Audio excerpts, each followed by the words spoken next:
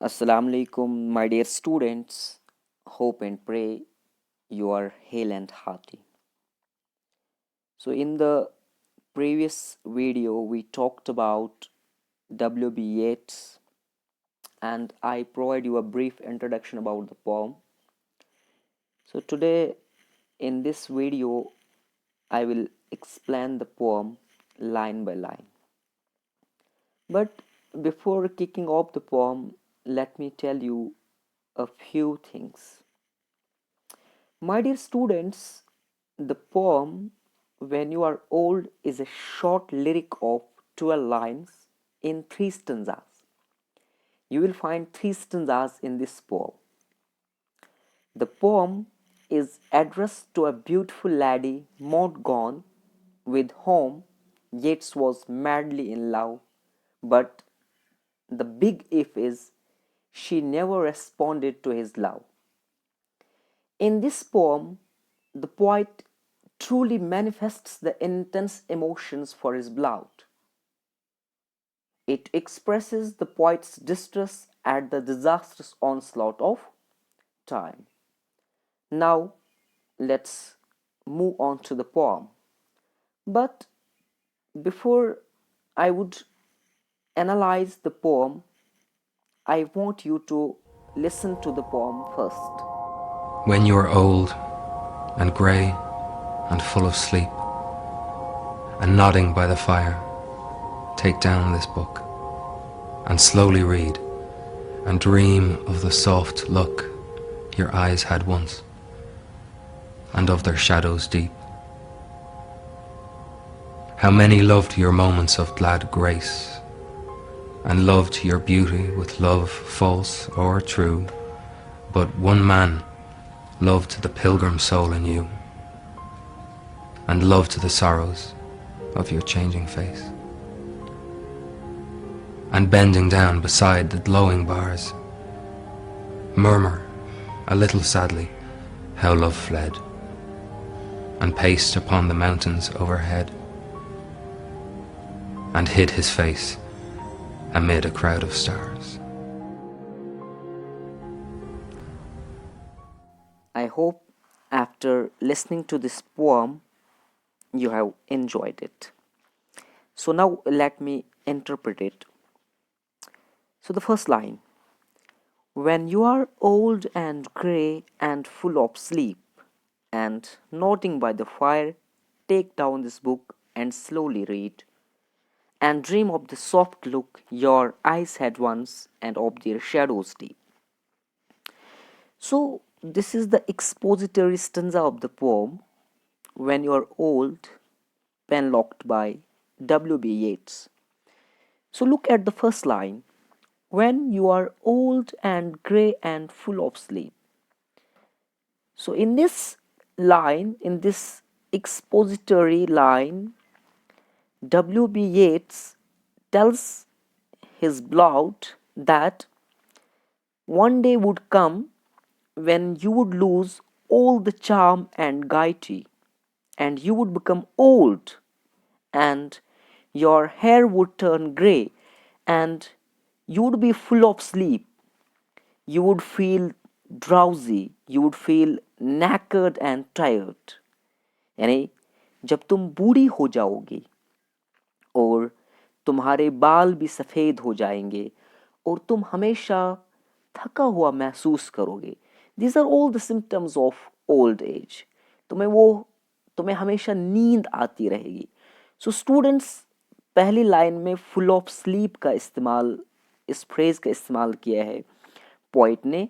Full of sleep का मतलब होता है अप्रोचिंग डेथ. ठीक है. And nodding by the fire, यहाँ पे ये इमेज का इस्तेमाल हुआ है, इमेजरी का. And nodding by the fire, और फिर तुम क्या करोगे, आप आग के करीब बैठना पसंद करोगे. क्योंकि जब हम बूढ़े हो जाते हैं हमारे अंदर वो एनर्जी नहीं रहती है. ठीक है. इसलिए पोइट्स को बोलते हैं you would all the time sit by the fire and you would nod drowsily. Take down this book. फिर आप क्या काम करना, आप मेरी इस कलेक्शन ऑफ पोइम्स को पढ़ लेना. and you would think how much I love you, and slowly read. और आप इनको बड़े केयरफुली गौर से पढ़ना, क्योंकि जब आप आराम से इनको पढ़ेंगे आपको अपने यूथ की याद आएगी। ठीक है, यानी दिस कलेक्शन ऑफ पोएम, यानी यहाँ पे रेफरेंस है रोज की तरफ, यानी ये आपको यूथ के बारे में याद दिलाएंगे। And dream of the soft look your eyes had once, यानी फिर आप अपनी आंखों की उस खूबसूरती के बारे में सोचना जो उनमें कभी थी। And of their shadows deep, और उनकी गहरी परछाइयों के बारे में, यानी she will then think how deep and dark her eyes used to be. ठीक है, so this is your first stanza. So what did you learn in the first stanza? In the first stanza, the poet actually takes his beloved to a journey into future and visualize a time when she will be old and feeble. Her hair will be gray, and this old age will render her worthless. When she would be having nothing to do, she would spend all the time and warm herself near the hearth in winters. She will be sitting by the fireside. And this is the time, this is a suggestion. The poet here actually suggests his beloved that take up his collection of poems and give a careful reading to the same. It's only after a careful and deep reading of his poems she will get to know about the poet's genuine and consistent love for her. Since most of the W.B. Yeats poems are written about Maud Gonne, his poems will obviously remind her about the days of her prime. She will recall her gentle and charming looks. She will also remember her profound, dark, and attractive eyes, which so many people adored. But alas, now they will all be counted with the past. So, this is your stanza number first. Let's not go into the structural analysis of the poem. Let's just uh, go a detailed analysis first. So your stanza number second. How many loved your moments of glad grace? यानी यहाँ पे शायर फिर इससे बोलता है कि कितने ऐसे भी लोग थे जो आपकी ब्यूटी से प्यार करते थे, जो आपकी खुशी और खूबसूरती के साथ, जब आप बहुत ज़्यादा खुश थी, खूबसूरती, यहाँ पे इसने इस्तेमाल किया moments of glad grace. Moments of glad grace का मतलब होता है द टाइम ऑफ यूथ, यानी जब मॉड गॉन बहुत ज़्यादा ब्यूटीफुल थी। And loved your beauty with love, यानी उनका लव जो था that was illicit, that was kind of physical, वो आपकी ब्यूटी एक्सटर्नल अपीयरेंस से प्यार करते थे। And it could be true और false, but one man loved the pilgrim soul in you, लेकिन एक ही बंदा था जो आपके सोल से, जो आपके स्पिरिट से प्यार करता था। ठीक है, यानी he tells that there had been so many people who loved her youth and beauty, but there is only one person that whose love is constant, and he would realize this when she would step in the old age. फिर एक line और है, and loved the sorrows of your changing face. Yeats इसको ये बोलता है that I not only loved your moments of glad grace, but I also loved the sorrows of your changing face. यानी जब आपका फेस चेंज हो गए, अब आप दुखी हो गए, बूढ़ी हो गई है, अब आपके चेहरे पे वो जुरियाँ पड़ी है, तो अब वो आपके आपके पास वो चार्म और वो गाइटी नहीं रही है, लेकिन मैं आज भी आपके साथ प्यार कर रहा हूँ, क्योंकि मेरा प्यार मेरे एक्सटर्नल ब्यूटी के साथ नहीं था, बल्कि my love was in a way, it was spiritual and platonic in nature. So what did you learn in the second stanza? In the second stanza, my dear students, the poet tells Morgan that she will realize the importance of true quality of love in the later days of her life. He reminds her of the golden days of youth when a number of people loved her for her grace, gaiety, and charm. They loved her physical beauty, and their love for her could be true or false. It could be true or it could be false.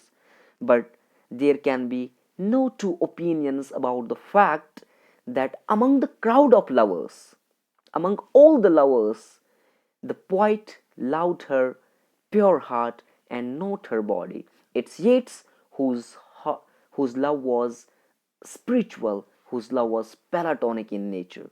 He loved her for no other reason but love. He loved her holy and pure soul that he came to earth to undertake a short but holy journey. That's why he has used pilgrim soul, क्योंकि pilgrim soul का मतलब हुआ pure soul. ठीक है, Pilgrim soul का मतलब होता है क्योंकि जब आप पिलग्रिमेज पे जाते हैं, जियारत करने के लिए जाते हैं, वहाँ पे मतलब इंसान पाक होता है, मुकद्दस होता है उस सेंस से.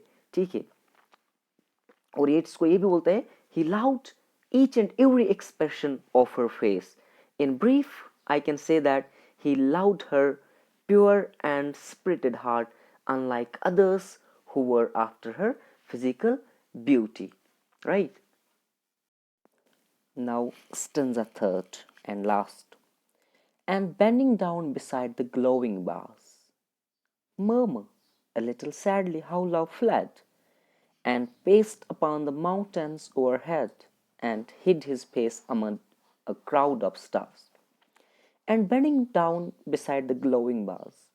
So यहाँ पे एक्चुअली पोइट विजुलाइज करता है एक वक्त जब उसकी बिलाउड बूढ़ी हो जाएगी और फिर वो आग के करीब बैठेगी और ग्लोइंग बार्स, यानी ग्लोइंग बार्स का मतलब है a fireplace, and this is the time when she would step in the old age, and she would certainly realize the true quality of lovers, and she would start murmuring, she would start speaking so softly. यानी यहाँ पे सॉलिलॉकी का इस्तेमाल कर रहा है W.B. येट्स. सॉलिलॉकी का मतलब होता है खुद से बातें करना, यानी मॉडगॉन फिर अपने आप से कहेगी little sadly, in a distressing mood, in a dejected and melancholic way, how love fled. यहाँ पे देखिए लव को पर्सोनिफाई किया गया है, जैसे ये चल रहा है, रन कर रहा है, फ्लैड भाग रहा है. How love fled means how insincere love has evaporated, क्योंकि ट्रू लव कभी मरता नहीं है. ठीक है, how love fled यानी how insincere love has evaporated and paced upon the mountains overhead and hid his fate amid a crowd of stars. यानी फिर आप खुद से बातें करोगे, ठीक है, सॉफ्टली कहोगे अपने आप से कैसे प्यार तुम्हें छोड़ के चला गया दूर उन पहाड़ों में और खुद को उसने रात के तारों में छुपा लिया है. So this could have multiple interpretation. यानी she would definitely feel sad at the fate of the dead poet, because the poet says that his soul will fly high above the mountains and would hide, it would conceal itself behind the stars. Right? यानी इसकी और एक interpretation हो सकती है यहाँ पे, मतलब ये जो ब्लाउड है मॉन्टगॉन इसको रियलाइज हो जाएगा ओल्ड एज में, इसको उन लोगों की याद भी आ जाएगी जो मेयरली इसके फिजिकल चार्म के साथ प्यार कर रहे थे और इसको पूरी तरह से भूल चुके हैं. And all their love had in a way taken wings and hidden itself among the stars above. And it's only the writer who loved the pure, the pilgrim soul in her and still loves her in her old age. She would realize this, but Yeats would be no more at that time. I hope you have understood the poem. So let's do a let's look at the structure of the poem first. So let's try to see the rhyme scheme. What's the rhyme scheme of the poem? Yes, the rhyme scheme of the poem is A B B A in the first stanza.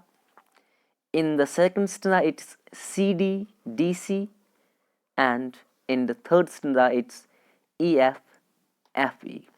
So this is your rhyme scheme: AB, BA, CD, DC, EF, FE. So the first stanza consists of 4 lines.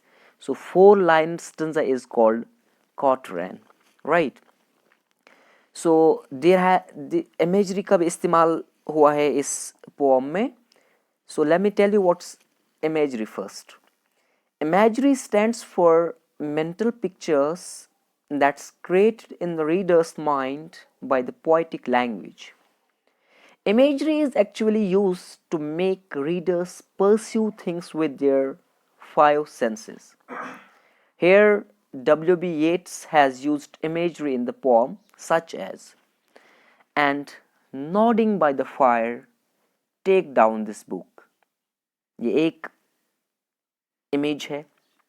And bending down beside the glowing bars, ये भी example of imagery है.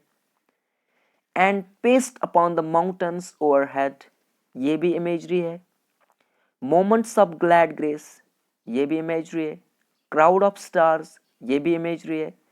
The pilgrim soul, ये भी imagery है.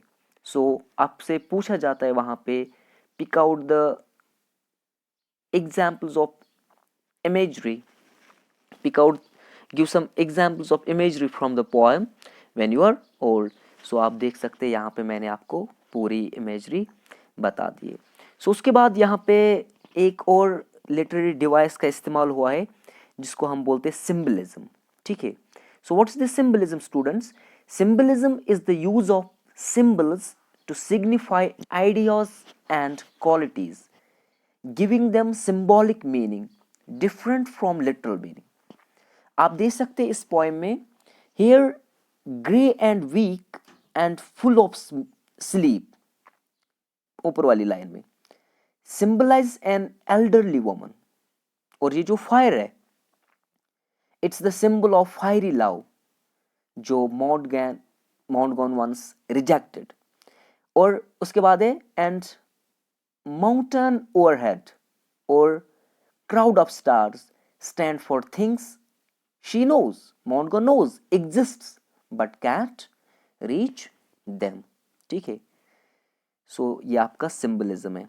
उसके बाद है कंसोनेंस. कंसोनेंस का इस्तेमाल भी हुआ है इस पोएम में. So what's consonance, students?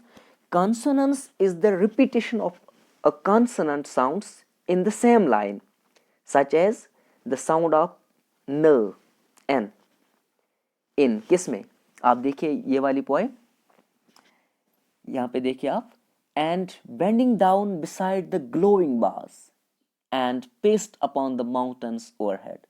आप देखिए and N sound, bending N sound, down N sound, N repeat हुआ है, तो इसको हम बोलते हैं कंसोनेंस. और इस लाइन में आप देखिए and paced upon the mountains overhead, and upon N. ठीक है. Mountains N. ठीक है. इसमें भी एन साउंड रिपीट हुआ है. एन खुद कंसोनेंट है, कंसोनेंट साउंड है, तो इसको हम बोलते हैं कंसोनेंस. कंसोनेंस ज्यादातर बीच में ही रिपीट हो जाते हैं, लाइन के बीच में. तो what's, there is one more figure of speech, उसको हम बोलते हैं एलिट्रेशन. ठीक है. कंसोनेंस और alliteration they are interconnected but there is a difference. So alliteration का मतलब क्या होता है? Alliteration is the repetition of consonant sounds at the beginning of the letters in the same line. ठीक है. कंसोनेंट्स मिडिल में होते हैं, लेकिन ये जो एलिट्रेशन होता है ये बिगिनिंग में होते हैं. ठीक है. For example, the sound H in and hid his face amid a crowd of stars. आप देखिए एच सेम रिपीट हुए हैं. ठीक है. बिगिनिंग में. और एक है इसमें ग्लैड ग्रेस. आप देखिए glad grace, how many loud your moments of glad grace, G sound repeat हुई है जो खुद कॉन्सोनेंट है, तो इसको हम बोलते हैं एलिट्रेशन. और एक फिगर ऑफ स्पीच का इस्तेमाल हुआ यहाँ पे जिसको हम बोलते हैं पर्सोनिफिकेशन। आप देखिए पर्सोनिफिकेशन लास्ट स्टेंजा में इस्तेमाल हुई है, और आपको पता होना चाहिए पर्सोनिफिकेशन क्या होता है। Personification is to give human characteristics to inanimate objects. जब आप नॉन लिविंग थिंग्स को ह्यूमन क्वालिटीज देते हो उसको हम बोलते हैं पर्सोनिफिकेशन। आप देखिए यहाँ पे murmur a little sadly how love fled, यानी as if the love is human and it can move। ठीक है, यहाँ पे लव को पर्सोनिफाई किया गया है, इसको ह्यूमन के साथ कंपेयर किया गया है। ठीक है, सो और एक इंपॉर्टेंट फिगर ऑफ स्पीच का इस्तेमाल हुआ है, उसको हम बोलते हैं enjambment. It's very very important literary device. So it's a literary device. What's enjambment? It's a literary device in which a line of poetry carries its idea or thought over to the next line without a grammatical pause. यानी enjambment एक ऐसी figure of speech होती है, एक ऐसी literary device होती है जहाँ में एक लाइन से थॉट या आइडिया दूसरी लाइन तक फ्लो होता है, लेकिन इसमें कोई पंक्चुएशन मार्क इस्तेमाल नहीं होता है। आप देखिए इस स्टेंजा की तरफ murmur a little sadly how love fled, यहाँ पे कोई पंक्चुएशन मार्क नहीं है, यानी यहाँ से आइडिया दूसरी लाइन तक जाते हैं। Paste upon the mountains overhead, यहाँ पर भी कोई पंक्चुएशन मार्क नहीं है, यहाँ पर भी कोई ग्रामेटिकल पॉज नहीं है। फिर next line and hid his face amid a crowd of stars। So इसी को हम बोलते हैं एंजॉयमेंट, जहाँ में एक लाइन कैरी अपना आइडिया करती है थॉट दूसरी लाइन तक, और कोई पंक्चुएशन मार्क का इस्तेमाल नहीं होता है। So this is all about the poem, but I want you to do this assignment. You have to study the expressions used by the poet, and you have to choose the most appropriate suggestions for each expression. Like expressions आपके नीचे दिए गए हैं: nodding by the fire, moments of glad grace, pilgrim soul, full of sleep, glowing bars, murmur. So I'll stop here. Hope you have enjoyed the poem and understood it. Thank you. Bye bye. Take care. Allah Hafiz. Stay tuned in. Bye bye.